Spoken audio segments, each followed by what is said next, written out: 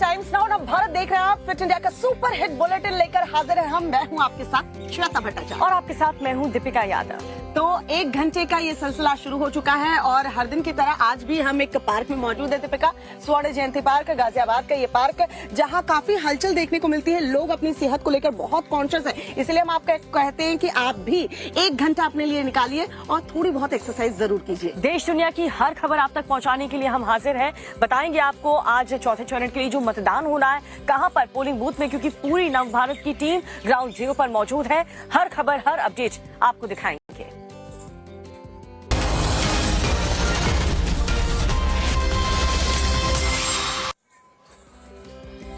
और शुरुआत करते हैं इस वक्त की बड़ी खबर के साथ। आज प्रधानमंत्री नरेंद्र मोदी वाराणसी जाने वाले हैं। बिहार के बाद सीधा प्रधानमंत्री वाराणसी पहुंचेंगे, जहां पर उनका एक भव्य रोड शो होने वाला है। नामांकन से पहले प्रधानमंत्री नरेंद्र मोदी का ये रोड शो होगा, जिसके लिए जबरदस्त तैयारी जो है वो कर ली गई है। लोगों में भारी उत्साह जो है वो देखने को मिल रहा है। पीएम के इस दौरे को लेकर वाराणसी के लोग उत्साहित है। मुस्लिम महिलाओं ने मेहंदी लगाकर पीएम मोदी के प्रति अपना समर्थन जो है वो दिखाया है। तैयारियां वहां कैसी हैं, क्या रूट रहने वाला है, पीएम मोदी के रोड शो को लेकर पूरा अपडेट हम आपको दिखाते हैं इस रिपोर्ट में। देखिए,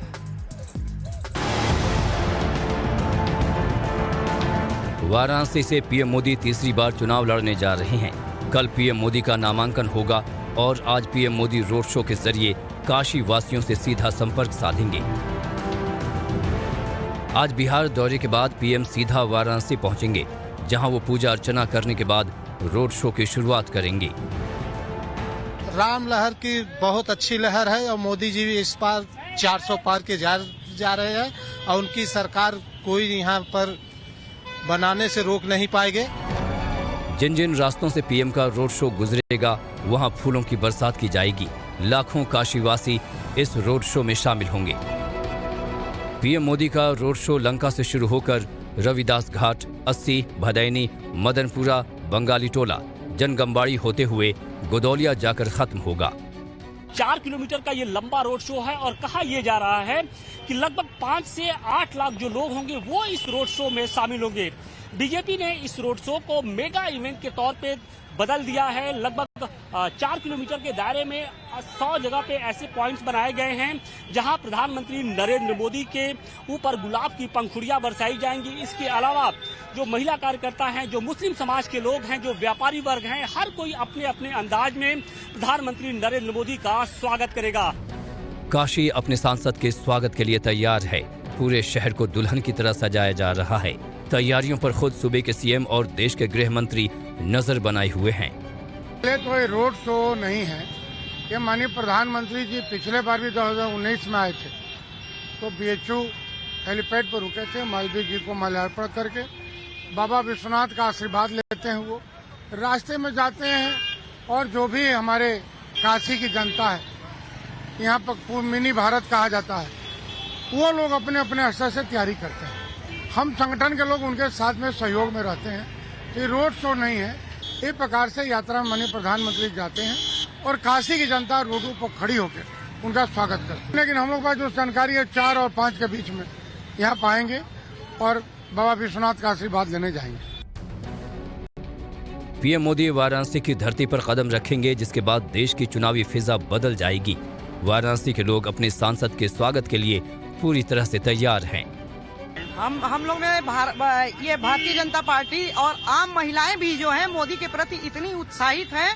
मोदी जी ने जितना 70 सालों में कार्य नहीं हुआ, उतना मोदी जी ने महिलाओं के लिए कार्य किया। तो सबसे पहले महिलाएं सबसे ज्यादा उत्साहित हैं और हम लोग जोर शोर से तैयारी में लगे हुए हैं, क्योंकि इतनी आजादी हम लोग को 70 साल में महिलाओं को कभी नहीं मिली। वाराणसी की मुस्लिम महिलाओं की तैयारी कुछ खास है। हाथों में महिलाओं ने मेहंदी से मोदी भाईजान लिखा है। हाँ, मेहंदी से सुगुन किया है और हम लोग इतने उनके दीवाने हैं मोदी भाईजान के कि हम लोगों ने अपने हाथों में लिखा है, क्योंकि मोदी जी ने कभी भी ये नहीं सोचा कि धर्म जात पे लेकर नहीं चला। सबका साथ, सबका विकास, चाहे मुस्लिम हो चाहे हिंदू हो, कोई भी। वाराणसी में 7वें यानी आखिरी चरण में 1 जून को वोटिंग होगी और 4 जून को चुनाव के नतीजे आएंगे। और चलिए बात करेंगे चौथे चरण के चुनाव की। आज जो है 4th फेज की वोटिंग होनी है। 7 बजे से मतदान शुरू हो जाएगा, शाम 6 बजे तक होगा और आज का चुनाव संपन्न होते ही लोकसभा की 379 सीटों पर वोट जो है वो डाल लिए जाएंगे। अब देखने वाली बात होगी कि 4 जून को नतीजे क्या आते हैं। 4 जून को लोकसभा चुनाव के नतीजे आ जाएंगे और ये साफ हो जाएगा कि क्या मोदी सरकार हिस्ट्री क्रिएट करने वाली है, क्या हैट्रिक मारने वाली है या फिर मौजूदा सरकार को नतीजे चौंका देंगे। देखिए इस रिपोर्ट को। आज लोकसभा चुनाव के चौथे चरण का मतदान है। 10 राज्यों की 96 सीटों पर शाम 6 बजे तक वोटिंग होगी।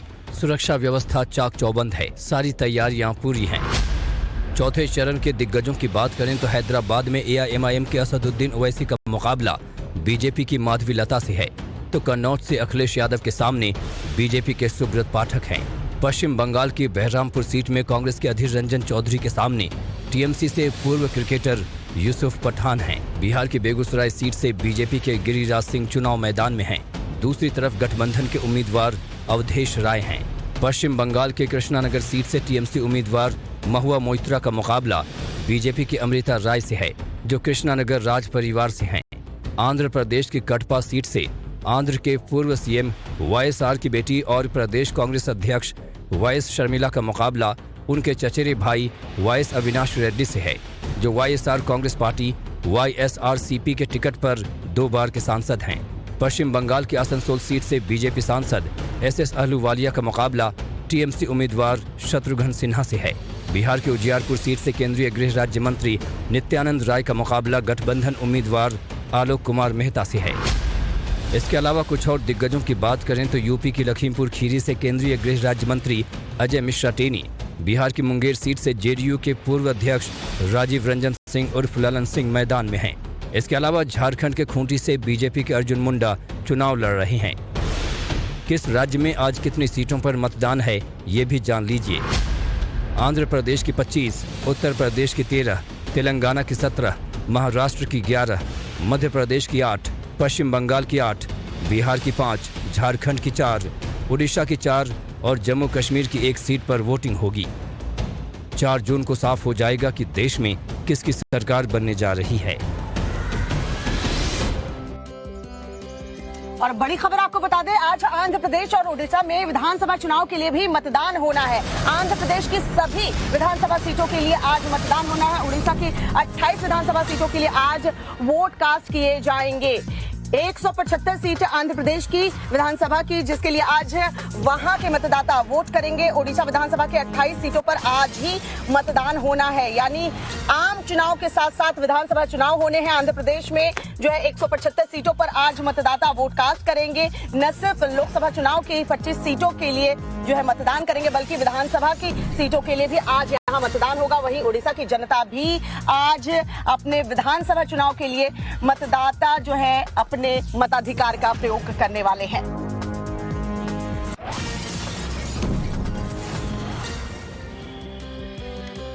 जहां पर हाई राइज बिल्डिंग में लिफ्ट हादसे की जो खबरें हैं वो लगातार थमने का नाम नहीं ले रही और एक बार फिर से ऐसा ही मामला सामने आया। दरअसल बताया जा रहा है ब्रेक फेल हो चुका था, जिसकी वजह से एक बड़ा हादसा हुआ है। 3 लोग इसमें घायल भी हुए हैं। पूरी खबर आपको दिखाते हैं इस रिपोर्ट में। ये दर्दनाक हादसा नोएडा के पारस टिएरा सोसाइटी का है, जहां अचानक लिफ्ट का ब्रेक फेल हो गया और वो बेकाबू होकर सीधे 25वीं मंजिल पर पहुंच गई। लोगों का कहना है कि लिफ्ट 4थी मंजिल पर अचानक खराब हो गई थी, जिसके बाद लिफ्ट में फंसे लोग बाहर निकलने लगे थे। इसी बीच लिफ्ट के ब्रेक ने काम करना बंद कर दिया और वो तेजी से ऊपर उठने लगी।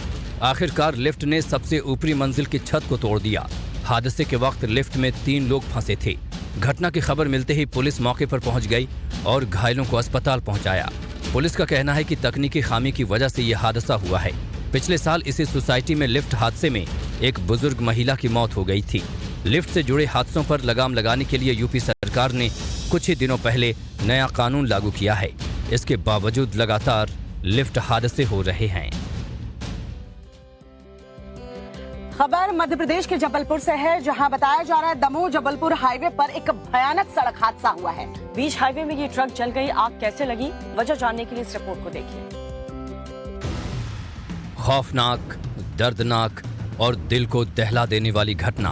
बीच सड़क पर एक ट्रक धू-धू कर जल रहा है। आसमान में काले धुएं का गुबार उठ रहा है।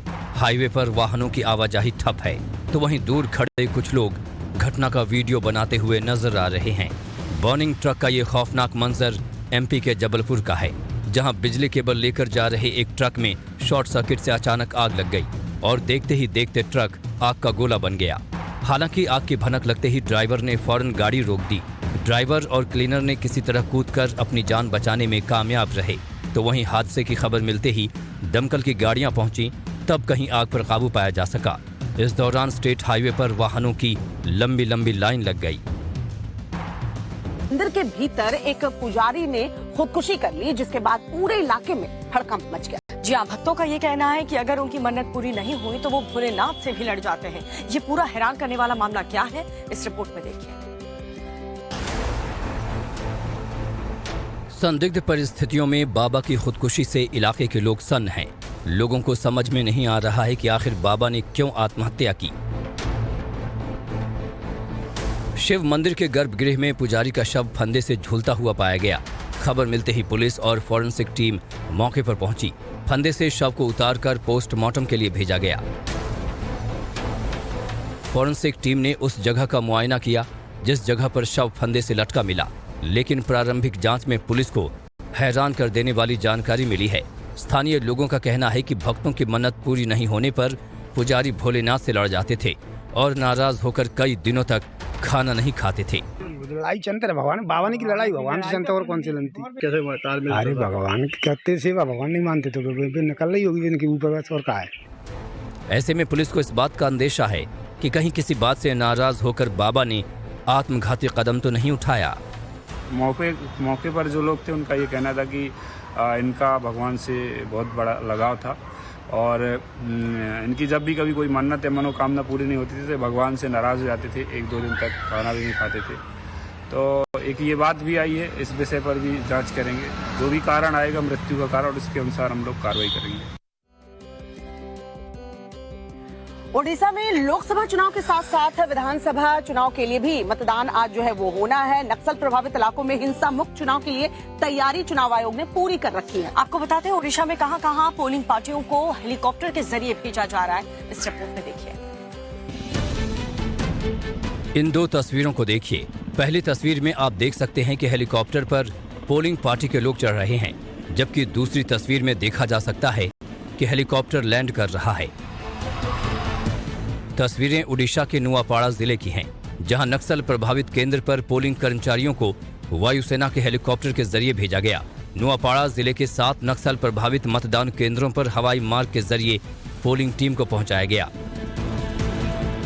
सोनाबेड़ा में लैंडिंग के बाद मतदान कर्मियों ने सीआरपीएफ कैंप में रात बिताई और सुबह सुबह कड़ी सुरक्षा के बीच मतदान केंद्रों के लिए रवाना हुए। जिला प्रशासन ने नुआपाड़ा और खरियार दोनों विधानसभा सीटों पर स्वतंत्र और निष्पक्ष चुनाव कराने की खास व्यवस्था की है।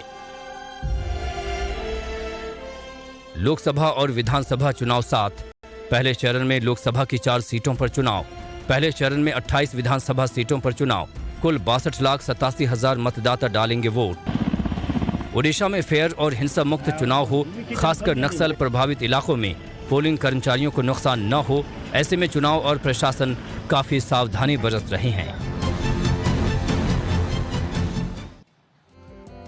खबर उत्तराखंड से है, जहां पर मौसम अचानक से बदल चुका है एक बार फिर से। और चमोली की बात करें तो भारी बारिश के साथ वहां पर ओले भी गिरे।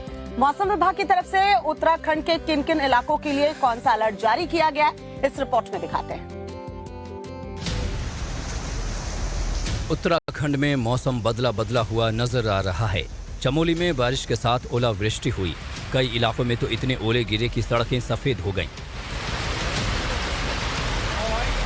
जोरदार बारिश और ओलावृष्टि से जहां पारा नीचे लुढ़क गया और गर्मी से लोगों को राहत मिली, तो वहीं ओले गिरने से फसल और सब्जियों को नुकसान पहुंचा है। वहीं मौसम विभाग ने उत्तराखंड में भारी बारिश और तूफान की चेतावनी जारी की है।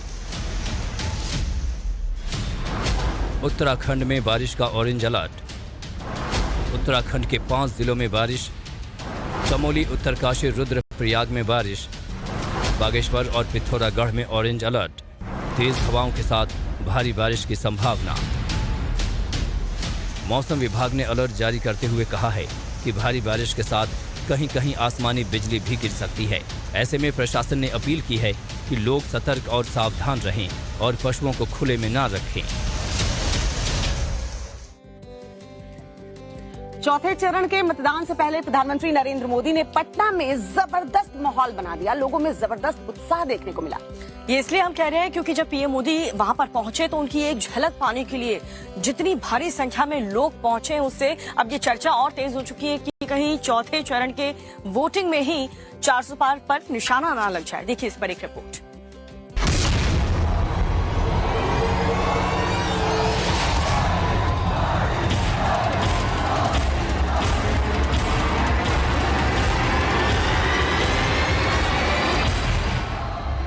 मंत्रोच्चार, शंखनाद, जय श्री राम और भारत माता के जयकारे। जय श्री राम।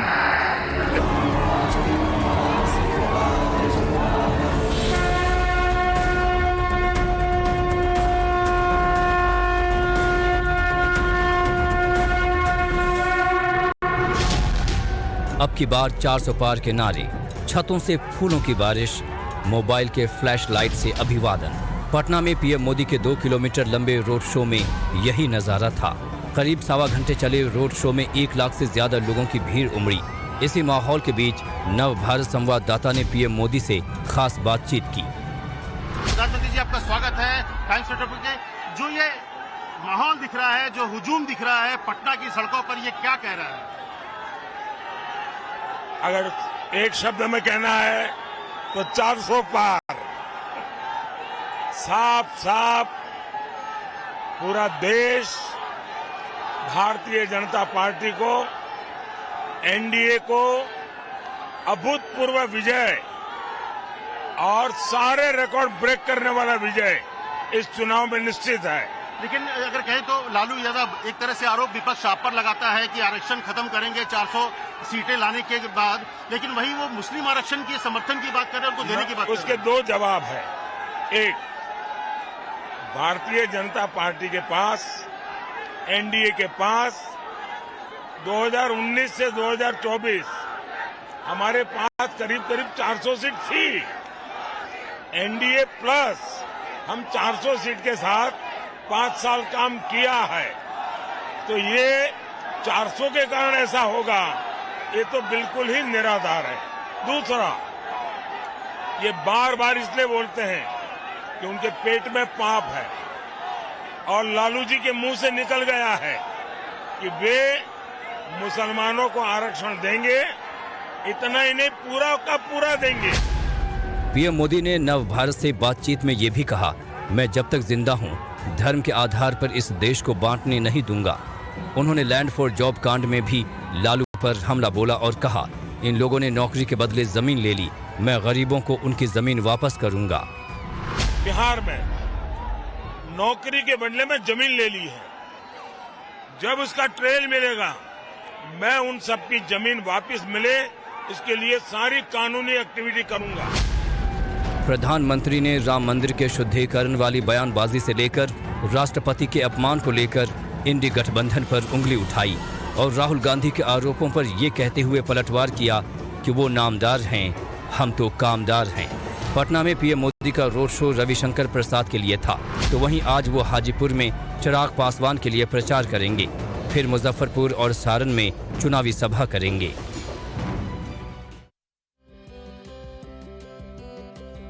और इस वक्त की सबसे बड़ी खबर, आज की सबसे बड़ी खबर, चौथे चरण के लिए वोटिंग शुरू हुई है। कई हाई प्रोफाइल ऐसी सीटें हैं जहां पर आज मतदान हो रहा है। 10 राज्य में 96 लोकसभा सीटों पर वोटिंग इस वक्त हो रही है। गिरिराज सिंह और माधवी लता ने वोट कास्ट कर दिया है। अखिलेश यादव और ओवैसी की सीट पर भी आज मतदान हो रहा है। अधीर रंजन चौधरी, गिरिराज की किस्मत का आज फैसला जनता जो है वो तय कर देगी। महुआ मोइत्रा, शत्रुघ्न सिन्हा की सीट पर भी वोटिंग जो है वो जारी है। सुबह 7 बजे से वोटिंग की प्रक्रिया शुरू हो चुकी है। मतदाता अपने मताधिकार का प्रयोग कर रहे हैं। कई ऐसे दिग्गज चुनावी मैदान में है चौथे चरण में, जिनकी किस्मत का फैसला जो है वो जनता करने वाली है, जिनमें गिरिराज सिंह, माधवी लता, अखिलेश यादव, ओवैसी, अधीर रंजन ये तमाम नाम शामिल है, महुआ मोइत्रा और शत्रुघ्न सिन्हा।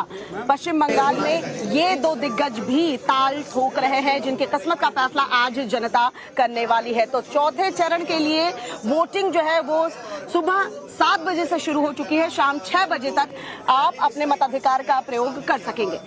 और चलिए सीधा ग्राउंड जीरो का रुख करते हैं। हमारे सहयोगी हमारे साथ जुड़ चुके हैं, पुलकित नागर फर्रुखाबाद से, साकेत सिंह बेगूसराय से, पिंकी राजपुरोहित हैदराबाद से। सबसे पहले पिंकी का रुख करते हुए, पिंकी, क्योंकि हमने इस बार देखा असदुद्दीन ओवैसी को, जिन्होंने बढ़ चढ़कर के चुनाव प्रचार में हिस्सा लिया, और अब से पहले हमने देखा है कि किसी भी चुनाव में वो इतना ग्राउंड जीरो पर नजर नहीं आया। तो कितनी जबरदस्त फाइट और साथ ही पोलिंग बूथ पर कितना उत्साह देखने को मिल रहा है।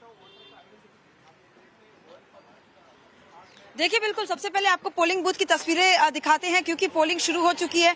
इस वक्त हम सेंट फेज हाई स्कूल के बाहर मौजूद है, जहां पर असदुद्दीन ओवैसी जो अब से कुछ ही देर में आकर यहां पर अपने मताधिकार का इस्तेमाल करेंगे। हालांकि सुबह का वक्त है और कुछ ज्यादा एक्साइटमेंट जो है आज दिखाई नहीं दे रहा है। धीरे धीरे जो है लोग अब आने शुरू हो रहे हैं। तो ये तस्वीरें हैं, एटलीस्ट हम जिस पोलिंग बूथ पर खड़े वहां पर इक्का दुक्का लोग जो है अब आने शुरू हो चुके हैं और अपने मताधिकार का इस्तेमाल कर रहे हैं। बाकी अगर पूरे हैदराबाद सीट की बात करें तो काफी हॉट सीट रही, जहां पर बार पलटवार का सिलसिला माधवीलता बीजेपी की और साथ ही असदुद्दीन ओवैसी के बीच में लगातार देखा गया।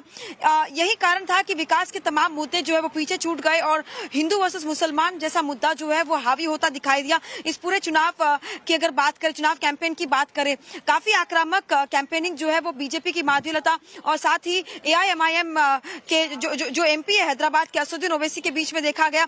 ये 5वीं बार है जब असदुद्दीन ओवैसी जो है फिर एक बार इस चुनावी मैदान में है और लगातार हैदराबाद जो सीट है वो लगातार उनकी एक तरह से ये कह सकते हैं कि पहले उनके पिता सुल्तान सलाउद्दीन ओवैसी का यहाँ पर दबदबा था और 2004 से लगातार असदुद्दीन ओवैसी जो है सीट से जीतते आए हैं और फिर एक बार वे चुनावी मैदान में है जहाँ पर कड़ी टक्कर माधवीलता या उन्हें देती दिखाई दी। तो ये तस्वीरें हम सुबह सुबह आपको दिखा रहे हैं कि किस तरह से हैदराबाद में अमूमन सुबह सुबह जो है लोग कम संख्या में घरों से निकलते हैं, फिर जैसे जैसे दिन बढ़ता है वैसे वैसे लोगों की संख्या जो है यहाँ पर ज्यादा देखने को मिलती है। तो फिलहाल ये तस्वीरें हैं जो आपको हम इस वक्त पोलिंग स्टेशन से दिखा रहे हैं। Back to you.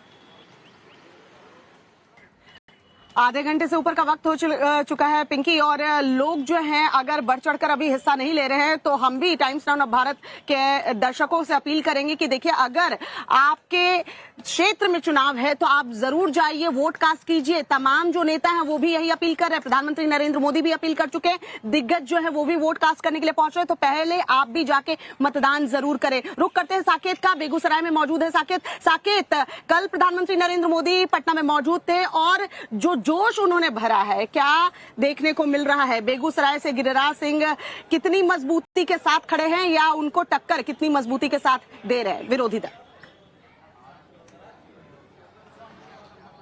देखिए, बिल्कुल चूंकि वोटिंग शुरू हो चुकी है तो मैं सबसे पहले तस्वीर दिखाता हूं कि किस तरह से बूथों पर जो है वो भीड़ सुबह से ही आज दिख रही है और ये कह सकते हैं शुभ संकेत है लोकतंत्र के लिए, क्योंकि अगर वोटिंग परसेंटेज बढ़ता है तो कहीं ना कहीं इसका सीधा असर लोकतंत्र पे पड़ता है। और देखिए, महिलाओं के साथ साथ पुरुष तमाम लोग जो है वो लाइन में है। और दूसरी बात जो आपने कही, आज बिहार की 5 सीटों पर चुनाव होने हैं, जिसमें कि 2 सीट, एक तो बेगूसराय जो गिरिराज सिंह, केंद्रीय मंत्री गिरिराज सिंह की सीट है, वहां से गिरिराज सिंह मजबूती से अपनी जो दावेदारी है वो पेश कर रहे हैं, और दूसरी सीट जो है वो उजियारपुर है, जहां से केंद्रीय गृह राज्य मंत्री नित्यानंद राय मैदान में है। यानी कि दोनों दिग्गज नेता, आज उनके किस्मत का फैसला होना है। अभी से थोड़ी देर पहले गिरिराज सिंह यहां इसी बूथ पर उनका वोट था, वो यहां पर वोट कास्ट करने पहुंचे थे और उन्होंने टाइम्स नाउ भारत से बातचीत करते हुए कई बातों पर अपनी राय रखी और साथ ही साथ 40 सीटों पर जीत का उन्होंने दम यहां पर भरा है। आप देखिए, लाइन में कुछ लोग हैं, हम सीधे एक बार वोटर्स से बात करने की कोशिश यहां पर करते हैं कि किस तरह का माहौल है। आज सुबह सुबह आप लोग आ गए हैं? जी, पहले नाश्ता वास्ता बाद में पहले वोट कर लें? पहले वोट। जी, क्या किन मुद्दों के आधार पर वोट कर रहे हैं आप? कि मतलब क्या है मन में, क्या चल रहा है मन में? जो चल रहा है अभी ढालेंगे तभी तो। अच्छा, क्या वोट करने सुबह सुबह आ गया? जी सर। क्या मन में क्या मुद्दा है इधर? मुद्दा है प्रधानमंत्री को वोट देना और कर देना। तो देखिए यहाँ पर जो वोटर्स हैं वो बड़ी संख्या में बूथों पर पहुंचे हैं, खुलकर भी कई वोटर्स अपनी बात रख दे रहे हैं। लेकिन जो माहौल है वो साफ तौर ये से अच्छी बात है कि लोग बढ़ चढ़कर हिस्सा ले रहे हैं, अपने मताधिकार का प्रयोग कर रहे हैं और ऐसी तस्वीर जब आती है तो सुकून देती है, क्योंकि लोकतंत्र को मजबूत करती ये तस्वीर है। चलिए पुलकित का भी रुख कर लेते हैं। बिल्कुल पुलकित, तो जरा बताएं वहां पर पोलिंग बूथ पर क्या सिचुएशन बनी हुई है, क्या लोग पहुंच रहे हैं वोटिंग करने के लिए, और साथ ही इस सीट को लेकर के समीकरण क्या है, फाइट कितनी जबरदस्त है और क्या बीजेपी यहां से हैट्रिक लगा पाएगी? देखिए, फर्रुखाबाद में हूं और फर्रुखाबाद की पहले तस्वीरें दिखा देता हूं कि वोटर्स यहां पहुंचना शुरू हो गए हैं। हालांकि उतनी भीड़ नहीं है। पिछले चुनाव में भी वोट प्रतिशत करीब 2 के आसपास घटा था, यानी कि 14 में जो 60% था वो घटकर करीब 58% के आसपास पहुंचा था 2019 में। सलमान खुर्शीद की ये सीट मानी जाती रही है, लेकिन इस बार सलमान खुर्शीद जहां से चुनाव नहीं लड़ रहे हैं। गठबंधन के तहत समाजवादी पार्टी के नवल किशोर को यहां से टिकट दिया गया है। दूसरा अगर देखें तो यहां से वो बयान भी गुजे जिसकी चर्चा सबसे ज्यादा चुनावों में हुई, वोट जिहाद जैसे शब्दों का इस्तेमाल यहां से ही, फर्रुखाबाद से ही किया गया, जिसे लेकर लोगों में नाराजगी भी नजर आई। बहुत सारे लोग आपको सामने आते हुए नजर आ रहे हैं। इन्हीं से बात कर लेते हैं। मुद्दे क्या होंगे इस बार वोटिंग के लिए जब आप लोग वोट करेंगे? किन मुद्दों के आधार पर वोट करेंगे? वोट के मुद्दे क्या होंगे? वोट के मुद्दे विकास हैं। सरकार में भी बहुत विकास हुआ है और इसके साथ साथ विकास के साथ साथ जो बेरोजगारी है, जो शब्दों का इस्तेमाल यहाँ से किया गया फर्रुखाबाद से, उन शब्दों से भी नाराजगी मुद्दे लोगों के जहन में है पुलकित, और इन मुद्दों को देखते हुए ही वोट कास्ट जो है वो किया जाएगा। उम्मीद हम यही करते हैं कि पिछले 3 चरण में जिस तरीके से वोटिंग परसेंटेज कम देखने को मिली है, चौथे चरण में जो मतदाता हैं वो अपने मताधिकार का प्रयोग करने के लिए मतदान केंद्र पर पहुंचे। आप सभी का बहुत बहुत शुक्रिया। ग्राउंड जीरो पर हम लौटते रहेंगे, लेकिन फिलहाल के लिए आपको दिखा रहे हैं हैदराबाद से असदुद्दीन ओवैसी अपने मताधिकार का प्रयोग करने के लिए मतदान केंद्र पर पहुंचे हैं। और असदुद्दीन ओवैसी देखिए अब अपने मताधिकार का प्रयोग कर रहे हैं। तमाम जो प्रक्रिया है उसको क्रॉस करते हुए अब अपने मताधिकार का प्रयोग करते हुए आपको असदुद्दीन ओवैसी नजर आएंगे। और तमाम नेता जो आज वोट कास्ट भी कर रहे हैं, अपने मताधिकार का प्रयोग भी कर रहे हैं, वो भी लोगों से यही अपील कर रहे हैं कि आप अपने मताधिकार का प्रयोग जरूर करें। अब ये देखिए असदुद्दीन ओवैसी बाहर आते हुए, और जाहिर सी बात है मीडिया से अगर मुखातिब होंगे तो कोई ना कोई संदेश देश की जनता के लिए जरूर रहेगा। हैदराबाद में टफ फाइट बताई जा रही है। माधवी लता जो है वो असदुद्दीन ओवैसी को चुनौती दे रही है, लेकिन माधवी लता के लिए भी इतना आसान नहीं होगा, क्योंकि ये गढ़ है हैदराबाद असदुद्दीन ओवैसी का, और यहाँ से असदुद्दीन ओवैसी लगातार चुनाव जीतते आ रहे हैं। तस्वीरें आपको दिखा रहे हैं, देखिए अपने मताधिकार का प्रयोग किया असदुद्दीन ओवैसी ने, और अब बाहर आते हुए मीडिया से मुखातिब होते ही क्या कुछ कहते हैं असदुद्दीन ओवैसी, वो भी हम आपको टाइम्स नाउ नव भारत पर सुनाएंगे।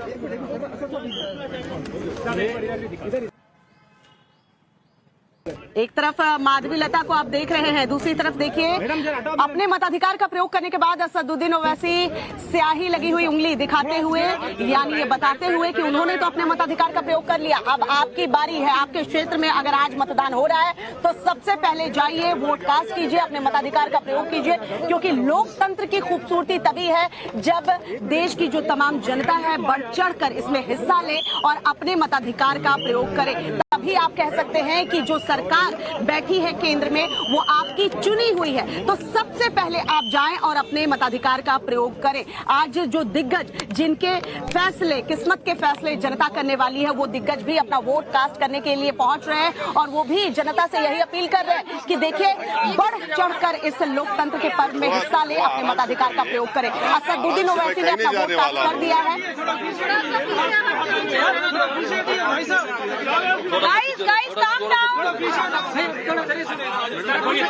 थोड़ा पीछे हटिए, थोड़ा पीछे हटो आप लोग, और पीछे हटिए, माइक नीचे करो भाई। आप जाओ, अपना काम करो, जाओ, पूरे जाओ, चलो।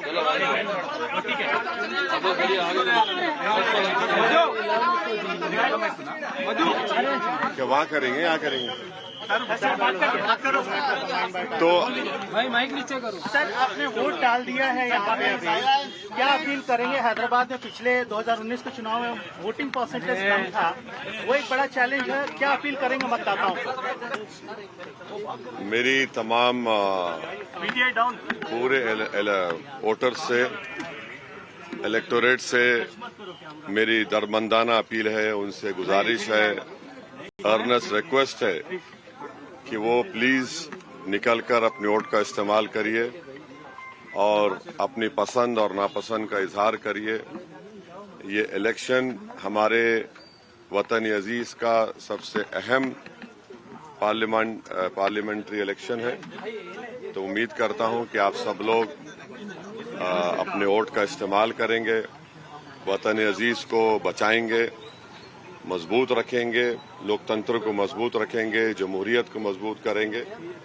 और अगर हमको भरोसा है जमहूरियत में, तो सबसे ज्यादा उसका बेहतरीन सबूत ये देना है कि आप निकलकर अपने वोट का इस्तेमाल करिए। हम उम्मीद करते हैं कि इंशाअल्लाह सब लोग निकलकर अपने वोट का इस्तेमाल करेंगे। और आज देख रहे हैं कि कल से भी खुदा की कुदरत बोलिए कि मौसम भी थोड़ा गर्मी में कमी आई है, तो अब तो आपको निकलकर सबको अपने वोट का इस्तेमाल पूरे तेलंगाना में, हैदराबाद में, आंध्रा में करिए। So how do you think the election's been going so far? Different than 2019. Every election cannot be the same as what it was 5 years ago. The challenges are different, the issues are different, and of course this is a very important historical parliamentary election in our country, and the issues are not what they were.